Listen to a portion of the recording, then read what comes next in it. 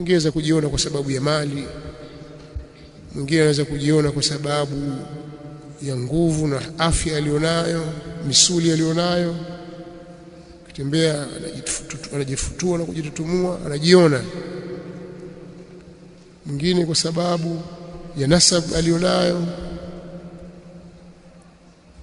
nasabu yake, sisi ni kina fulani, sisi ni kina fulani, akawadharau wengine. Wengine kwa sababu ya makabila walionayo, kabila yake, akawa ana ujbu katika hili.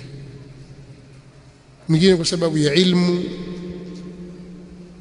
alipewa na Allah subhanahu wa ta'ala, akajiona katika hili. Maradhi haya, kuna sababu nyingi za kuelekea watu wakapatwa na maradhi haya. Ni maradhi magumu sana. Kama Allah hatakudiriki kwa rahma zake, utakuwa min al-khasirin. Ni katika maradhi ya ndani ambayo a'ya al-atibba, wametopewa matabibu, hawezi kuyatibu.